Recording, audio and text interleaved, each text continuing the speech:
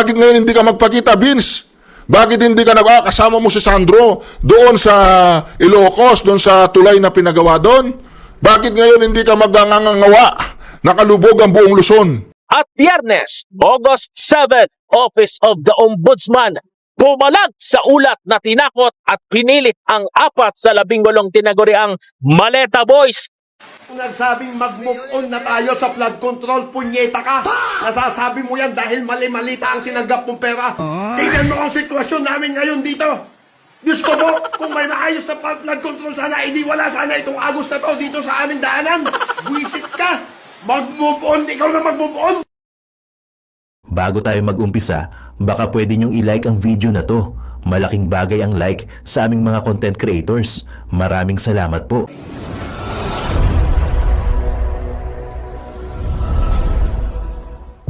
Eto na mga kababayan, si Boyeng Remulla pumalag na bigla. Alam niyo yung pagka binintangan ka or sinabihan ka na ikaw ang may pakana. 'Di ba? Nagre-react ka kaagad lalo pagka ikaw yung may asawa ka at pinagbibintangan ka ng babae. Aray ko. Dahil pag pinagbintangan ka na ng babae ka, 'di ba? Pupugak ka kaagad. Magre-react ka kaagad. Dahil mabubuko ka. Ito ngayon, si Boyeng Remulla mga babayan, ito na, ay pumalag na kaagad at binatikos niya na nagsalita siya agad na wala siyang kinalaman o ombudsman sa pagtiwalag or pag-atras ng kanilang salaysay itong 4 na walang bayag na Marines. No? So, ano na lang, ilan na lang? 14 Marines na lang natira mga babayan. Nako, ito na lang, meron pa tayong pag-asa mga babayan, no? At 14 pa yan. No, hindi pa naging 13. So, ibig sabihin yan, wala pa maghuhudas. Ang naghudas, yung 4 na walang itlog na mga Marines na mga walang kwenta at iniwanan tayo sa ere, aray ko. Tuloy nyo lang ang video mga babayan. I-reaction ko lang itong panonood natin ng full video kaya Reaction TVPH. So, sa video ito mga babayan, ay makikita nyo naman din dito. Yung mga baha guys wala sa preview. Makikita nyo, maaawa po kayo. Makukonsensya po kayo sa mga babayan po natin na talaga na may nalulunod po sa baha. May mga namatay na raw po May mga mga mangingisda na inanod. Mga kababayan natin na wala ng mga gamit, sasakyan, mga importanteng mga gamit ay talaga naman ay inanod ng baha. Kaya nga si Bongbong Marcos guys, magpapakulong na raw ng kusa. Hala, totoo kaya to? Aray ko. Nako, si Bongbong Marcos guys. Magpapakulong na kaya? Totoo kaya yan? Ay nako, magpapakulong na ang punyengas. No, alam niyo mga babayan, itong flood control na na-scam sa mga Pilipino, talaga naman nakakalungkot na talaga. No, ang mga babayan natin na apektado sa mababang mga lugar, na talaga namang kada bagyo, kada ulan, matagal pa. Marami pong bagyo na darating sa ating bansa. Ano palang petsa ngayon, ano palang buwan ngayon. So asahan nyo pa na marami pa pong mga bagyo at marami pang baha na dadaan po sa inyong mga sa bahay nyo. Lulubog pa rin yan. Kaso, di ba, mahirap naman buhay ngayon. Pwede mo sanang ipa-second floor. Di ba? Tingnan natin kung si Marcos Jr. magpapakulong na. Di ba? Magpapakulong na rin. Aray ko. Pero akala nila hindi sila makukulong, guys. Dahil nga yung 4 na binayaran ng 25 million, no? Naku, yari kayo kay attorney nila. Meron ng usapan dyan sa cellphone niya na talaga naman nagkanda, usap-usap sila. Binigyan pa daw sila guys ng taning na ganito. Last for the road, 25 million each. 4 lang talaga guys yung bumiligtad. Gusto talaga nila maging milyonaryo. Iniwan po nila yung mga kanilang kasamahan ng mga Marines, no?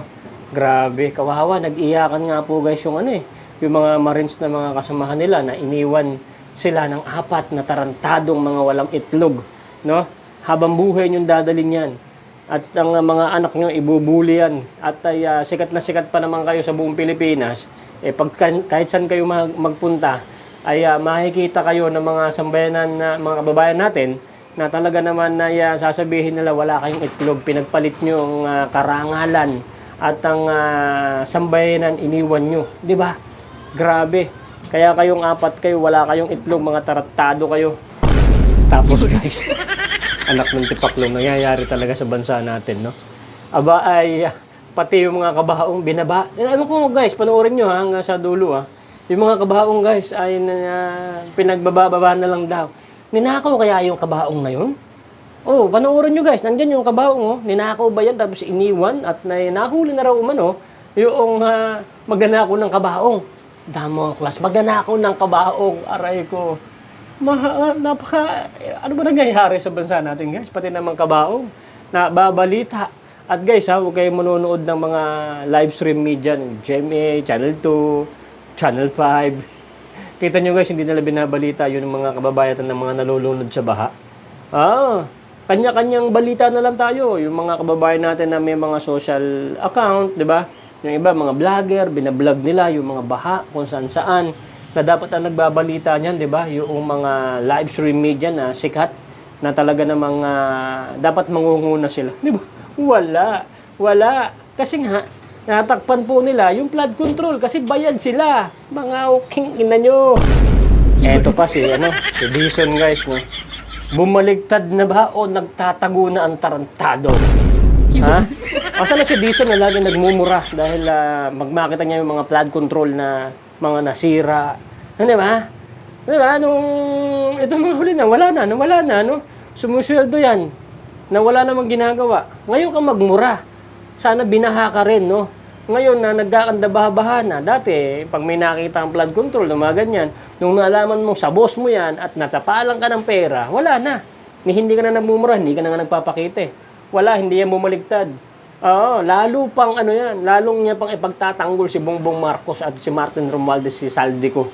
Kaya, yung pagbaliktad na yan, mas lalong kain tae. Punyenas. So, ganito mga babayan, kung nagustuhan nyo itong video na to, konting na lang yung aking salita, sasabihin na naman yan, tagal ko magsalita na naman. At least kahit pa paano may reaction tayo mga babayan. At nakikita nyo po ako. At shoutout sa'yo kung umabot ka sa video na to. Shoutout po. Oy, wag mong iiwanan itong video na to kasi maganda to. Makita nyo mga kababayan natin, makukonsensya ka talaga na magmumura ka. Pwede mo i-comment dyan, murahin mo si Bongbong Marcos. Mag-comment ka dyan dahil binabasa ko naman yung mga comment nyo, pinipin ko yan. So, maraming salamat po sa nanonood at mga nagsasubscribe at naglalike ka agad sa video na to. At kung hindi ka pa nakasubscribe, subscribe ka na. Lalong-lalo dyan kay Boss Reaction TVPH. Muling nagbabalik. Dyan po tayo manonood ng full video. At ay panoorin nyo hanggang sa dulo guys ha. Kasi nandun sa dulo nga pala ha, yung witness mga babayan na tawag dito, witness na nagpapatunay na si Hontiveros Virus mga babayan ay siya ang may pakana na para sirain si Pastor Kibuloy. Di ba nawala na yan? Nawala na yung issue na yan. Di ba napakalakas din talaga nitong Hontiveros Virus na to kay Bongbong Marcos. Siyempre, alam naman nila pagka si Pastor Kibuloy nakakalaya ngayon. Sunog talaga sila. Ito, panoorin nyo, magmula dyan sa una hanggang sa dulo guys. Makita nyo, magsasalita muli. Yung tawag dito, yung witness na talagang kinorner ni Hontiveros at kinanta si Hontiveros guys, na talagang binbayaran siya ng mga mukha punyemas. So ganito mga bayan, i-like mo yung video ha, tuloy natin itong video na to hanggang sa dulo at magkita ka na tayong muli sa susunod kong vlog. Ituloy mo na to. Let's go. Ang daldal mo boy. Ang daldal mo. Let's go. Tuistro! Dahil si speaker, dahil kay speaker, yung Batangas ngayon, baha. Di ba, yung lugar mo, Luistro. Balita ko, mainit ang ulo ng mga tao dyan sa lugar mo. Dito kay dyan sa Bulacan, Pampanga, Don Gonzales, walang hiya ka rin. Tignan mo yung mga kababayan mo ngayon dyan sa Pampanga, lubog. Mga demonyo kayo. Mga kareaksyon, ito ang sinasabi natin. Ito ang sinasabi natin mga kareaksyon. Pinagtulong-tulungan nila ang kaban ng bayan, kaya nahihirapan po tayo ngayon panagutin sila kasi lahat po ay nakinabang. Lahat ng magnanakaw ay nakinabang. Itong punyetang Vince Dizon, walang hiya ka. Alam mo, Vince Dizon, kung nagmumura lang ako, ganito sasabihin ko sa'yo, putangin na kang gago kang Vince Dizon. Ba't nasa Davao ka nag-iimbestiga? Kaya lang hindi na ako nagmumura Kaya hindi na kita mumurahin, Vince Dizon. Kaya lang, Vince Dizon, bakit hindi ka lalabas ngayon?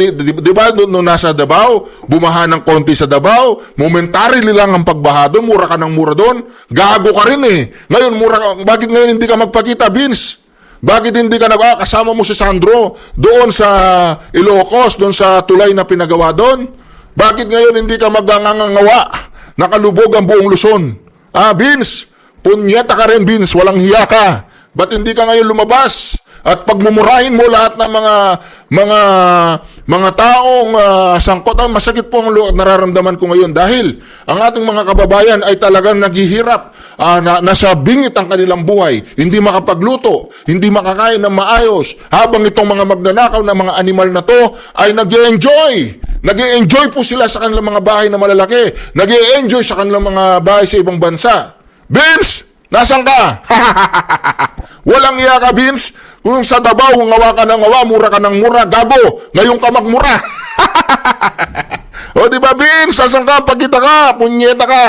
At isa pa, ay nais kong maibida sa inyong lahat, wala pong instruction kahit na kanino na hulihin si Senator Bato.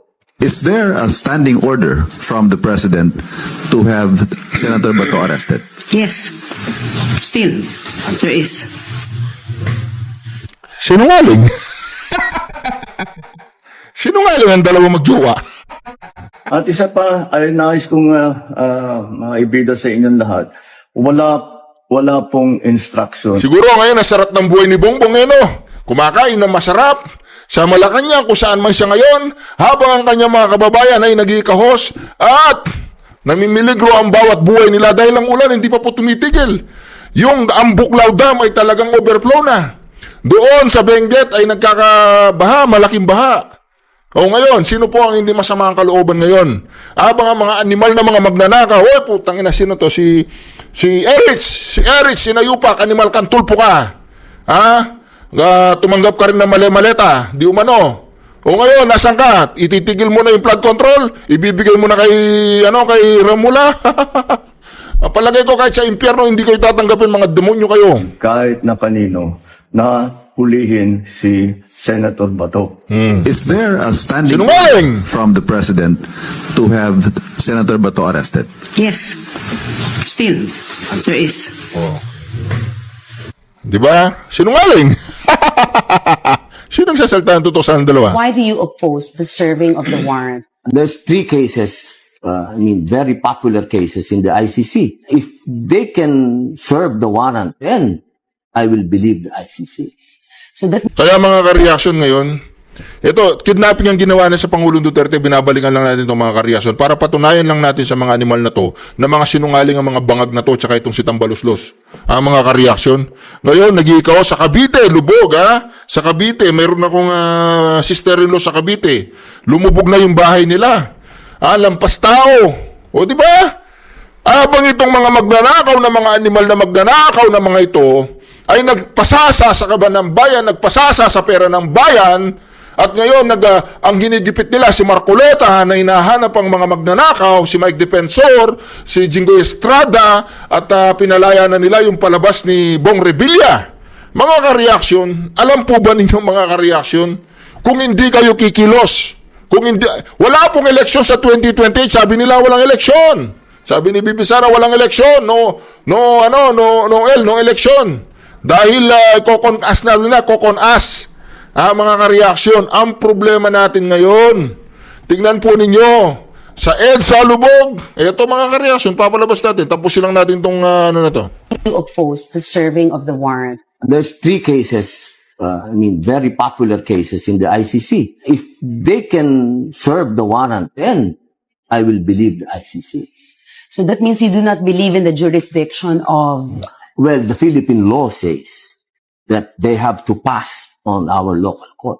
So they have to pass on our local court. That it happened to PRRD. PRRD, for us here, that was kidnapping. It didn't pass our local courts. We must not allow it to happen again. If this is a local court, I will even talk to Bato. Come on, I will accompany you and we will go to the law. I will fight the colonizers, not with arms, but with the laws of the Philippines. Who is the colonizer in this case, sir? If you... The ICC. They're not even a country. They're just a court. Di ba ang talino po ni Senator Robin Padilla? Yan mga kareaksyon, EDSA Balintawak. Ganyan. Ganyan. O, yung mga pinklawang, putang ina, yung mga dilawang pinklawang umaalinga sa mga loyalista, ipagtanggol nyo yung mga tawa, ang mga boss nyo, ipagtanggol nyo ngayon. Kasalanan ni Duterte na naman yan. Kasalanan ni Duterte. Okay, kasalanan daw ni Duterte yan, mga kareaksyon. Ayan, kasalanan ni Duterte yan. After 5 years, kasalanan pa rin ni Duterte. Anong ginawa ni Bongbong? Ano ba, PWD ba yung presidente na yan? Special child ba yan?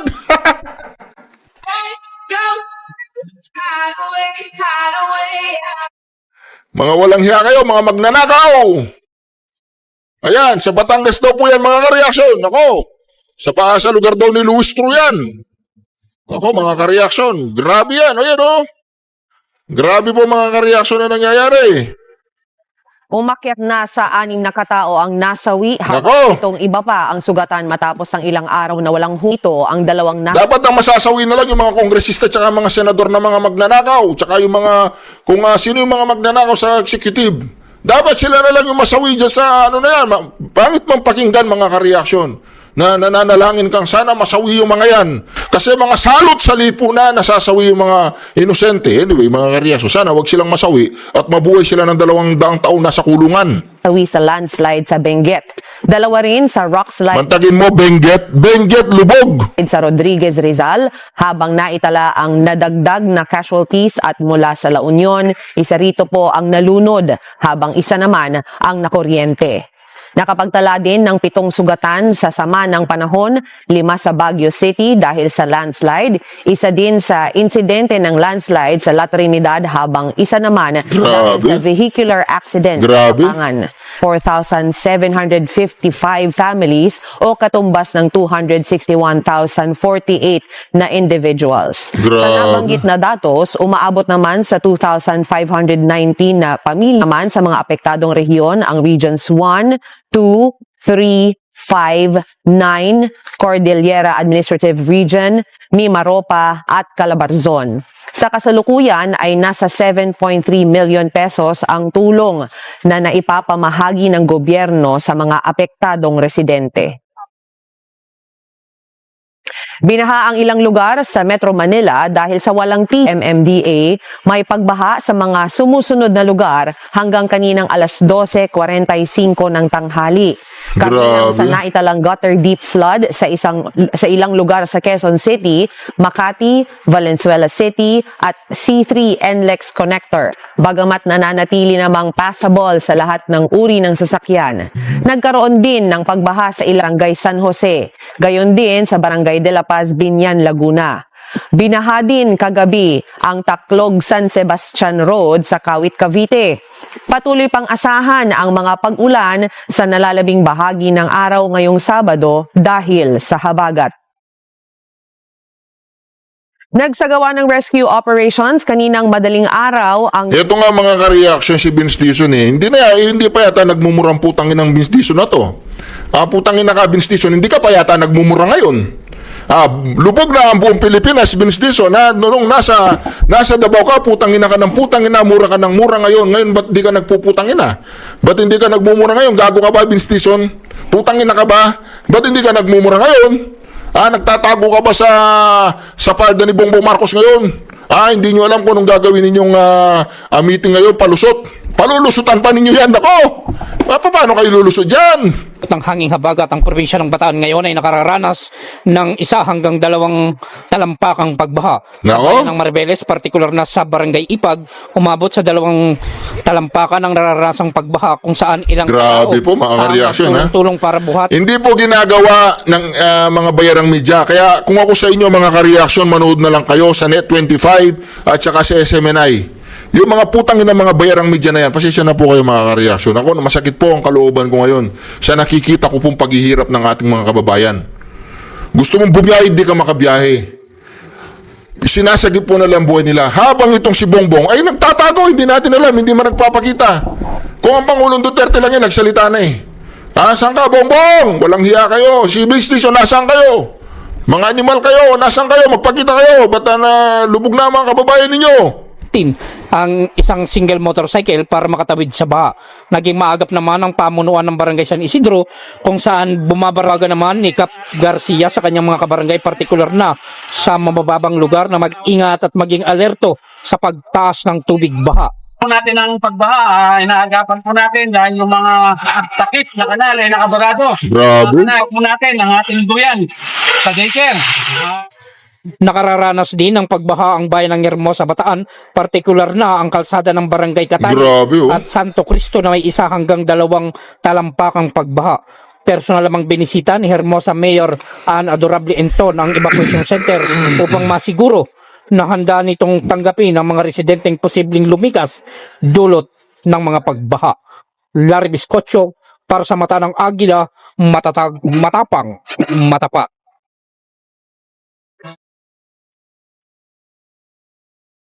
Naanod ang isang mangingisda habang isinara naman ang ilang kalsada sa ilang bahagi ng Luzon dahil sa walang tigil na pag-ulan. Para sa detalye, may report si Fe Bacunawa. Naanod ang isang mangingisda habang tinangay ang bangka nito dahil sa malakas na agos ng baha sa tabing dagat sa Bauan, Batangas kaninang umaga. Ayon sa ulat, nagmula ang malakas na agos sa bukana ng ilog patungong karagatan, dahilan upang matangay ang bangka at mabali ang katig nito. Agad namang sumaklolo ang mga kapwa mangingisda at nailipat sa ligtas na lugar ang bangka. Nailigtas din ang mangingisdang sakay nito.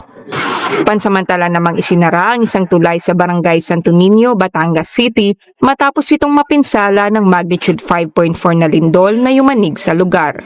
Tuluyang nasira ang pundasyon ng tulay sa malakas na pagragasan ng tubig dulot ng walang tigil na pag-ulan. Pinayuhan ang mga residente sa lugar na dumaan muna sa ibang ruta, partikular na sa Barangay Pinamukan Silangan at Barangay Tabango Dao. Pinasok naman ng baha ang ilang mga kabahayan sa Don Carlos Village sa Pasay. Lokal na pamahalaan ng Pasay sa publiko na mag-ingat sa pagdusong sa baha upang maiwasan ang anumang panganib sa kalusugan. Halos zero visibility naman ang daan sa C3 flyover kaya't pinapayuhan ang mga motorista na maging maingat sa pagmamaneho sa kasagsagan ng masungit na panahon. Pahirapan namang makauwi kagabi ang ilang biyahero sa Kawit, Cavite matapos sumalubong sa kanila ang baha sa kabaan ng Toklong San Sebastian Road. Tumagilid ang ilang poste ng kuryente. Kaninang alas 7 ng umaga, rumisponde ang mga tauhan ng Meralco at hanggang ngayon patuloy ang pagkukumpuni sa mga natumbang poste. Fe Bacunawa para sa Mata ng Agila. Matatag, matapang, matapat. Grabe po ha. Grabe din dinaranas natin ngayon ha. Grabe ha. Grabe po ha. Ang dami pong grabe talagang ibang klase po nangyayari sa ating bayan. Tapos may bibigyan tayo ng tumaas ng 10 pesos po yung gasolina, diesel, tapos bibigyan tayo pampalubag loob na 4 pesos. Nako, mga ka-reaction, grabe po nangyayari. Formal nang nakalaya ang mga akusado. Yun, Si very Earl good, Ringa very good. Sa detalye. Very good, very good, very good.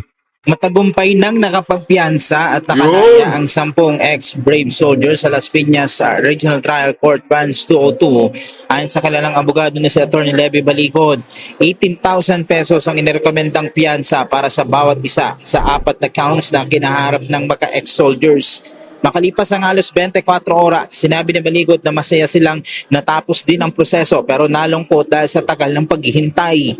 Masaya, no? Dahil natapos na rin ang isang bagay na supposed to be 2 oras lang natapos na sana.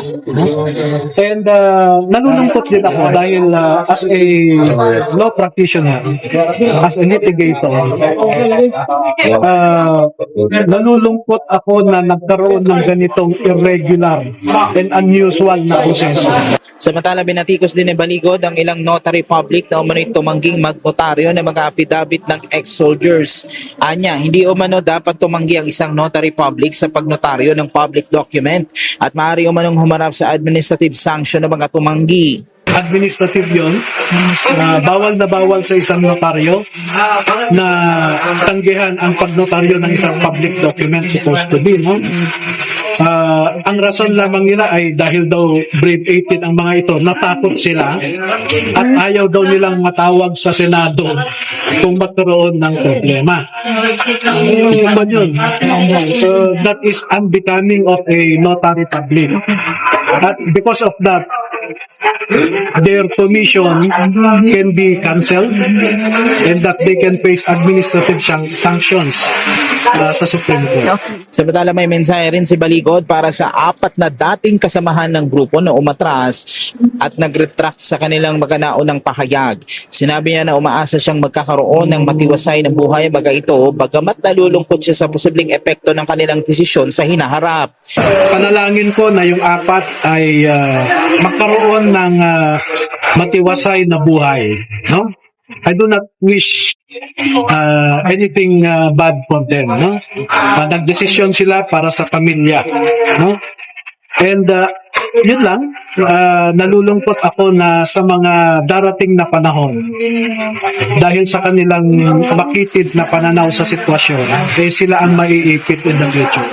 Sa batala sa kabila nito, nanatili ang posisyon ng NBI na may mga testigong hindi mapagkakatiwalaan sa kaso ng mga tinaguriang ex-soldiers. Ayon kay NBI Director Mervin Matibag, tugma sa kanilang naunang findings. Itong Matibag na to, talagang operator to no? Sa pagkapagbabago sa pahayag ng ilang testigo matapos ang isinagawang investigasyon. On the part of the NBI, ibig sabihin po, consistent with our findings nung amin silang inimbestigahan, ang conclusion namin, they are unreliable witnesses. Yun po yung sinabi namin Dahil dito, patuloy susuriin ng NBI ang mga bagong pahayag at iba pang ebidensya bilang bahagi ng kanilang case build-up. Matatandang naaresto nga ang 10 ex-soldiers matapos ipatupad ang warrant of arrest laban sa kanilang kaugnay ng kasong perjury. Naantala ang kanilang pagpiyansa noong Biyernes matapos hindi agad makumpleto ang mga kailangang dokumento kabilang ang Certificate of Detention. Nagsigawan at nagpalakpakan naman ang kanilang mga taga-suporta sa Las Piñas RTC matapos makumpirmang kanilang paglaya. Erlo Bingas para sa Mata ng Agila, matata, tapang, matapat. No, sama po natin sa ating panalangin yung 14 Brave na yan, mga ka-reaction, ha? Kasi kailangan talaga, kailangan talaga medyo, tayo, talagang iano po natin sila, saluduan natin, ha? Kung meron tayong konting sobra o pwede na tayong tumulong, try po natin tulungan sila, Hindi lang natin alam paano, Alamin po natin yan. Paano na ang proyekto ay para sa flood control, public enjoyment. Dahil dito, patuloy susuriin ng NBI Dali lang po, mga ka-reaction. Laguna Lake.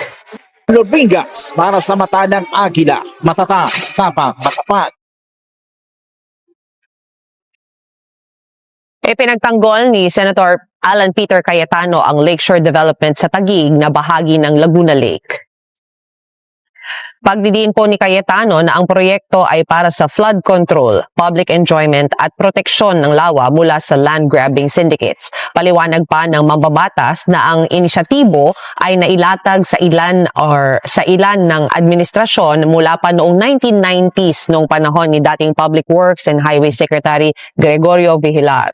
Ginawa ni Cayetano ang paglilinaw kasunod ng pahayag ni Senator Panfilo Lacson sa kanyang X-account na ang kanilang Taguig case study ay nagbukas sa cauldron of worms kasunod ng kanyang pakikipagpulong sa Philippine Reclamation Authority officials. Ibinasura ni Cayetano ang mga alegasyong maanomalya ang proyekto kasabay ng pagdiin na ang lupa ay pag-aari ng gobyerno at para sa pakinabang ng publiko.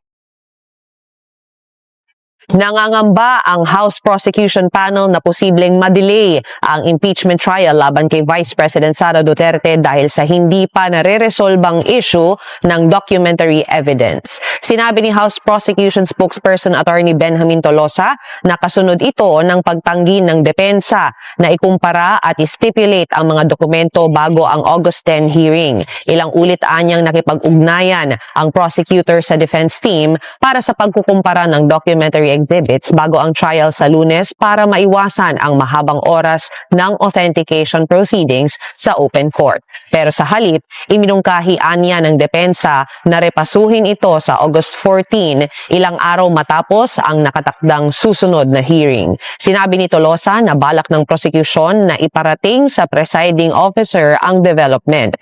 Paglilinaw ni Tolosa na ang pagkukumpara ng dokumento bago ang paglilitis ay isang standard litigation practice practice para sa stipulation ng magkabilang panig sa authenticity ng magkaparehong dokumento at maiwasan ang pangangailangang isa-isang i-authenticate ang mga exhibit sa panahon ng hearing. Sa nakaraang pagdinig, iminungkahi ni Private Counsel Lorna Kapunan na gamitin na lang din ng prosekusyon ang dokumento na hawak ng depensa lalo't magkapareho naman ito. Sisimulan na ng Department of Justice ang evaluation sa extradition request ng Estados Unidos laban kay Kingdom of Jesus Christ o KOJC leader Apollo Kibuloy. Sinabi ni Justice Secretary Frederick Vida na formal nang naitransmit ng Department of Foreign Affairs o DFA ang request. Binigyang diin ni Vida na ikukonsidera nila ang lahat ng impormasyon at titimbangin ang lahat ng factors batay sa umiiral na extradition treaty ng Pilipinas sa Amerika. Sa sandaling matapos anya ang evaluation, magdedesisyon ang DOJ at agad nilang isa sa publiko ang mga susunod na hakbang ng kagawaran. Kabilang sa konsiderasyon ng DOJ ang nakabimbing kaso ni Kibuloy sa lokal na korte. Gayon din ang mga dati ng desisyon ng Korte Suprema at mga probisyon ng extradition treaty. Sa ilalim ng Article 11 ng extradition treaty sa pagitan ng dalawang bansa, may dalawang opsyon para pakiharapan ang extradition bid ng isang individual. Kabilang dito ang temporary surrender na hinihiling ng mga extradite at ibabalik sa pinanggalingang bansa ang sandaling matapos ang proseso at ikalawa, ito naman ang pagpapaliban ng extradition proceedings na nililitis o nagsisilbi ng sentensya at itutuloy ang extradition sa sandaling matapos with finality ang kaso o ganap nang naipagsilbi ng hinihiling na individual ang kanyang sentensya. Kinumpirma naman ni Senadora Loren Legarda na naghain siya ng formal medical leave sa Senado mula Agosto 3 hanggang 5.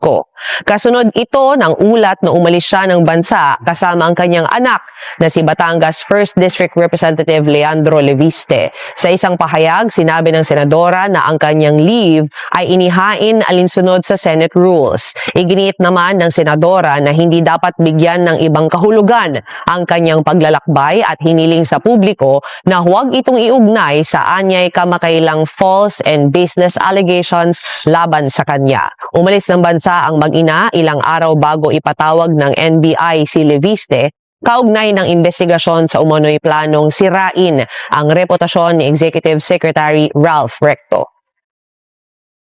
Tiniyak ng DOTR na tuloy-tuloy ang konstruksyon ng Las Piñas Station ng LRT-1 Cavite Extension Project. Ayon sa ahensya, nagkaroon na ng kasunduan sa pagitan ng pamahalaan at Villar Group of Companies para sa donasyon ng lupa na kinakailangan para sa proyekto. Batay sa naging kasunduan, pumayag ang mga representative ng Villar Group of Companies sa 3 non-negotiable terms para sa donasyon na lupa.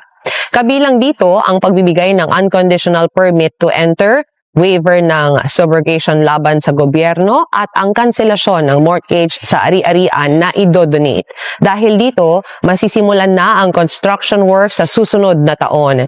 Sinasabing malaking tulong ang naturang proyektong ito sa mga commuters sa naturang area.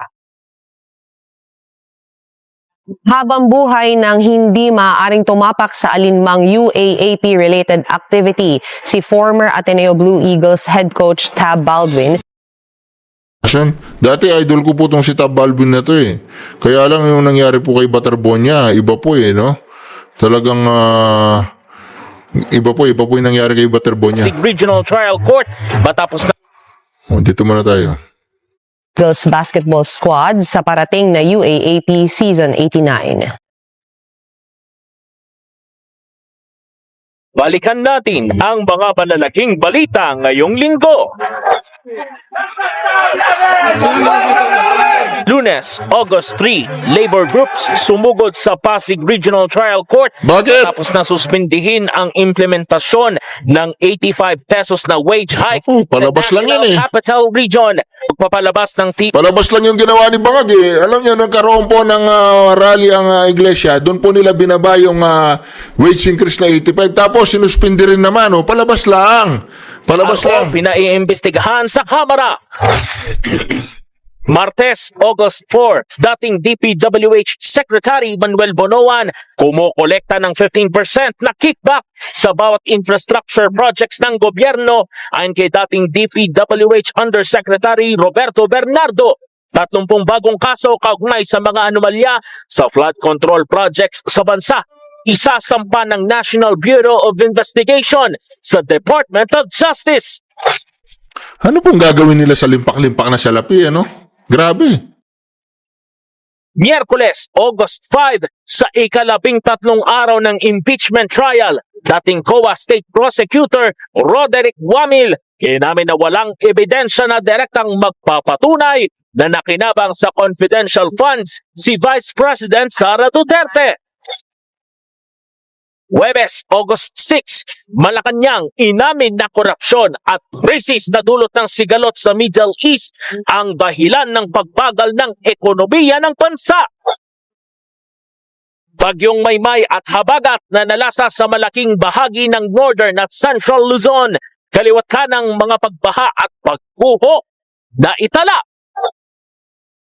At Biyernes, August 7, Office of the Ombudsman pumalag sa ulat na tinakot at pinilit ang 4 sa 18 tinaguriang Maleta Boys, kaya binawi ang akusasyon laban kay Pangulong Bongbong Marcos, dating House Speaker Martin Romualdez at Zaldico.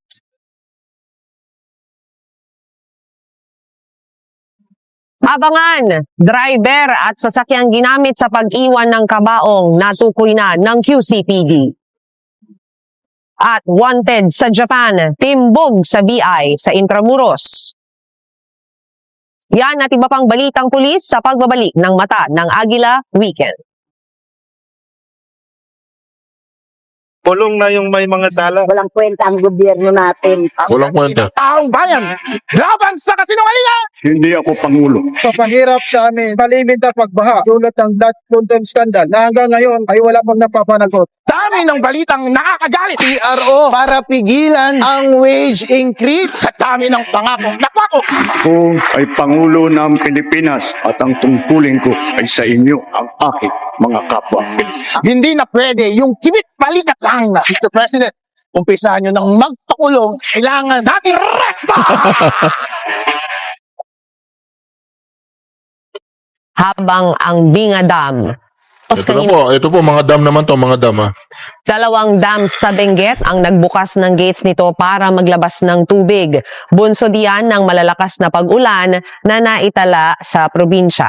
Batay sa datos kaninang umaga mula sa Pag-asa, nasa 281.20 cubic meters per second na ang inabot ng level ng tubig sa bahagi ng Ambuklao Dam, dahilan para magpakawala ito ng hanggang 2 meters. Habang ang Binga Dam, magpapakawala ng tubig ng hanggang 2 meters kapag ang dam ay umabot na sa 317.53 cubic meters per second.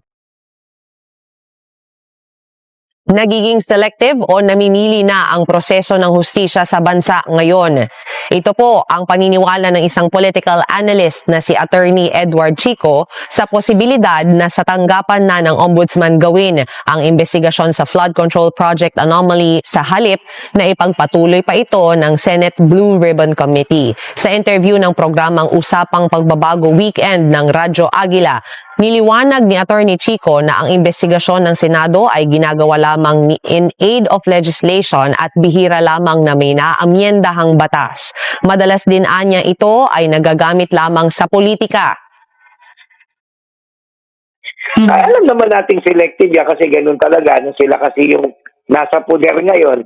Kaya di pag nagpalit naman ng administrasyon, yung kabila naman, ganun talaga. That's how, kumbaga, that's how we handle things nakakalungkot yun, mas maganda sana kung parusahan ang dapat parusahan at tirahin ang dapat tirahin, ano man ang kulay, ano man ang apilyasyon. But that is something that is never done here. Ako, nalulungkot nga ako ganyan. Medyo selective ang konsepto ng hustisya sa atin. Bagamat mas may angkop anya na jurisdiction at kapangyarihan ang Office of the Ombudsman upang magsampa ng kasong kriminal at administratibo laban sa mga erring officials, binigyan din po ni Attorney Chico na maging ang naturang independent constitutional body ay hindi ligtas sa impluwensya ng politika. Dapat na maging panawagan talaga dyan sa gobyerno, sampahan nyo lahat.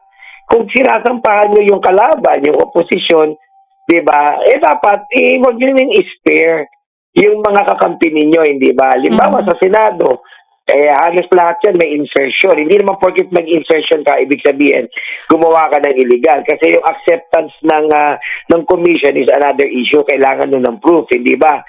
Pero ang hirap din naman isipin na ang sangkot lang sa flood control, yung mga nasa oposisyon. At ang hirap din isipin na yung kagaya ni Chis Escudero at saka ni Joey Villanueva na hinug na yung mga kaso, biglang naging hilaw ulit sila ay lumipat dun sa kabila, di ba? At nahirap din isipin na although ngayon kaaway na nila kasi si Romualdez, mahirap din isipin na bukod kay Romualdez at Saldico, yung ibang mga kongresista ay hindi involved, hindi ba? So, napopolitika talaga.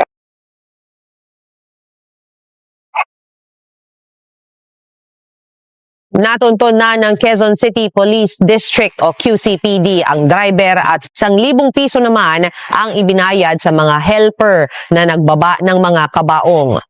Patuloy ang masusing investigasyon ng QCPD upang matukoy ang iba pang sangkot sa insidente habang inihahanda na rin ang pagsasampa ng kaukulang kasong kriminal laban sa mga mapatutunayang responsable. Arestado ng mga tauhan ng Manila Police District Basic Police Station or PS11 ang isang 23 anyos na lalaki na kabilang sa top 10 most wanted persons sa regional level. Naaresto ang suspect sa Doña Maria Street sa Sampaloc, Manila sa bisa ng warrant of arrest kaugnay ng kasong murder na inisyu ng Regional Trial Court Branch 263 sa Marikina City na walang inirekomendang piyansa para sa kaso. Matapos ang pag-aresto, isinailalim sa medical examination ang akusado bago dinala sa himpilan para sa dokumentasyon at pansamantalang detensyon habang hinihintay ang mga susunod na proseso ng korte. Naaresto naman ang mga tauhan ng Bureau of Immigration ng isang Japanese national na wanted sa Grabe po mga ka-reaction na nangyayari ngayon. Talagang ako'y nalulungkot po sa kabi-kabila pong mga baha, kabi-kabilang paghihirap po ng ating mga kababayan. Ayan o. Grabe. Alam nyo bang pagkakal ng bigas namin ay di puno ang dingding ng bahay namin ay pinagtagpitak pinyero sa gabi ay sobrang init na tumutunaw ng yelo na di kayang bilhin upang ilagay sa inumin pinakulong tubig sa lumang takuring uling-uling gamit lang panggatong na inanod lamang sa estero na nagsisilming kusina sa umaga yaming banyo ang aking inay na may kayamanan isang kaldero na nagagamit lang pag ang aking ama ay sumwelo kulang na kulang pa rin ulam na tuyo tasin ang 50 pesos sa maghapoy pagkakasyahin di ko alam kung talagang maraming harang o mataas lang ang bakod o nagbubulag-bulaga lamang po kayo kahit sa dami ng pera nyo walang doktor na makapapadilaw ng mata nyo kaya huwag kang masyadong halata bato sa langit ang mata mo huwag magal. Mga kapamilya, 12:52 ng hapon, August 9, Linggo.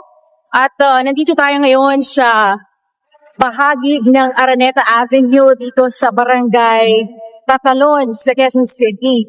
At kung inyong nakikita, naglalakad tayo ngayon sa kahabaan nga ng Araneta Avenue. At hindi pa rin humuhupa yung baha na ayon sa ilang mga residente at mga otoridad na naandito simula pa kanina ay mga alas 11 ng umaga nagsimulang tumaas yung baha dito sa lugar at hanggang ngayon mag-aalauna na ng hapon di pa rin bumababa ang level ng baha dito kung saan Nasa siguro tinatayang mga 3 pulgada yung lalim dito ng baha. May ilang mga sasakyan kanina na bahagyang tumirik. Nagpatulong pa nga, nagpatulak sila dito sa ilang mga residente sa lugar dahil hindi na kinakaya ng kanilang sasakyan na sungin nga itong kahabaan ng sa ngayon, may ilang mga motor pa rin ang sinusubukan na talagang lumusot dito sa kahabaan ng Araneta Avenue. Ngunit yung iba ay pinapayuhan na lang na wag na munang tumuloy kasi bukod sa delikado dahil sa may pangamba rin na maaari silang leptospirosis dahil nga marami. Grabe po mga ka-reaction. Imaginein po ninyo yun. Mapapaano ka na lang mapapahiling ka na lang sa nangyayari mga ka-reaction Grabe po. Yung mga claims. Try natin. Dito muna po tayo mga ka-reaction. Samahan natin si Ma'am Lorraine Badoy tsaka itong si Sir Celis na yung mga tanim witness po ni Riza. Pag-usapan po natin. Ayos pa mga kababayan. At kung matatandaan ninyo, but before po namin babalikan ni Ma'am Lorraine yung buga ng lason sa pahayag ni Hontiveros, si alias Rene po ay hinawakan ito nila Hontiveros para ituloy ang kanyang tinatawag na one-woman committee showdown laban kay Pastor Kibuloy at sa Kingdom of Jesus Christ. Ayan na siguro may audio na. Ako po si Michael Maurilio, si alias Rene. Una po sa lahat, hindi po ako binayaran, pinilit, tinakot or kinidnap ng Kingdom o ang kampo ni Pastor Apollo C. Kibuloy. Wala pong katotohanan yung mga claims ni Senadoris sa kanyang press con. Wala po ako sa pader ng Kingdom. 2019 pa po ako huling nakapunta ng Glory Mountain. Ito lamang ay pamamaraan ni Senadori upang ako ay makuha ulit at patahimikin. Kusa po akong... Kasi alam po nila yung flood control, talagang hindi po nila mapipigilan yan. Dire-diretso pa po yan. At itong impeachment nga, wala naman direksyon, walang pupuntahan. Binabago po nila ngayon ang usap-usapan, babalik nila kay Kibuloy. Ito po. Lumabas upang sabihin yung katotohanan. Handa po akong maglabas ng mga ebidensya, kaukulang ebidensya, magpapatunay na si Senador Risa ang pasimuno sa mga paninira kay Pastor Apollo Kibuloy. Ama naming Diyos na makapangyarihan sa lahat, salamat po sa iyong pagmamahal na hindi nagmamaliw. Sa gitna ng kaguluhan sa aming bansa, turuan niyo po kaming magtiwala sa iyong hustisya at hindi sa hustisya ng tao. Linisin niyo po ang aming mga puso at ituro niyo po ang tamang daan ng katotohanan at pag-ibig. Tulungan niyo po kaming maging ilaw sa gitna ng dilim at ipakita sa mundo na may pag-asa pa sa pangalan ng aming Panginoon Hesus. Salamat po sa pag-ibig po ninyo at salamat sa pagdinig ng aming mga panalangin at iligtas niyo po kami. Sa pangalawa po niyong pagparito at patawarin po kami sa lahat ng aming mga pagkukulang at pagkakasala sapagkat ito po ang aming samutiling sa matamis na pangalan ng aming Panginoon Hesus. Amen. Sa lumang silid, mag-isa kang tahimik. Walang kamera, palakpak ay wala na. Ngunit sa bawat pader ng bayang iniwan mo, may pangalan mong di na mabubura.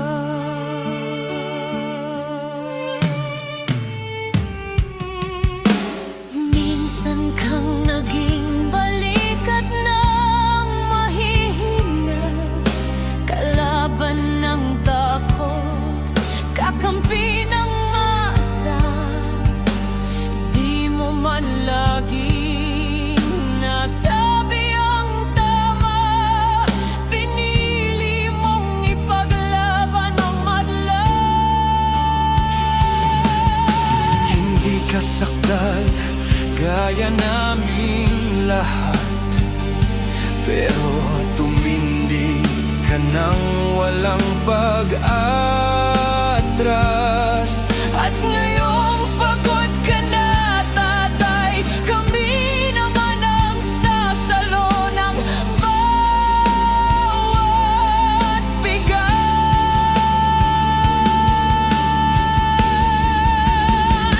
Hanggang sa dulo, ikaw ay mahal. Kahit papagod na ang iyong katawan. Tatay, salamat sa iyong paglaban. Ngayon, kami naman hanggang sa dulo. Di ka namin iiwan. Ang kwento mo'y dala ng bayan.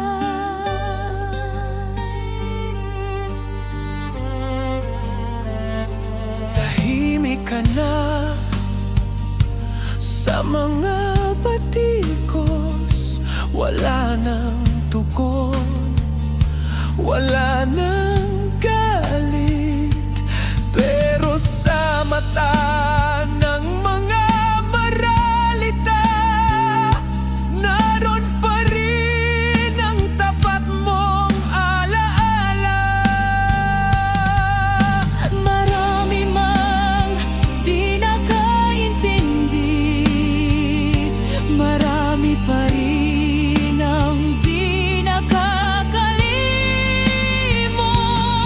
At ngayong wala ka ng kapangyarihan, tatay, ang magtatanggol sa'yo ay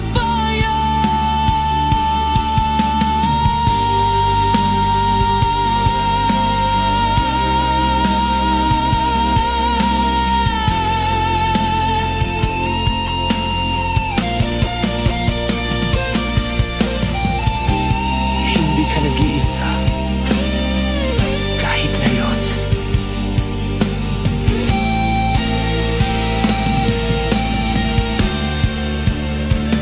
Hanggang sa dulo, tangan ka pa rin sa puso ng batang minsan mong pinakain.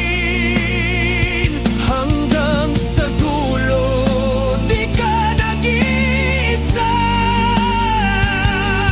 Ang dasal ng bayan ay sa'yo pa rin. Tatay, kami naman ang lalaban sa ngalan mo, sa alaala mo. Hanggang sa dulo, dalangin ka ng puso ng masa.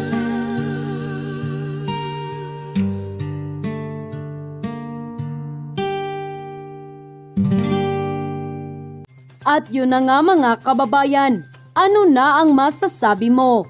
Kung mayroon kayong hinaing at komento patungkol sa balitang ito, please comment down below. Pag-uusapan natin yan sa comment section. At kung nagustuhan nyo ang video, ay huwag kalimutang mag-like at i-share na din para mas marami pang makaalam at umabot ito sa marami sa ating mga kababayan. Maraming salamat po. Mabuti pa ang sardinas, may label. Eh tayo, wala. Oo nga pala. Nay, ito na yung bayad ko sa isa, ano? O, kunin mo yung isa. Isa muna, iyan, no? Tapos, isa pa, di ba? 4 dapat na sardinas, eh. O, yan. 3 na. Pang-4 na sardinas. O, okay na.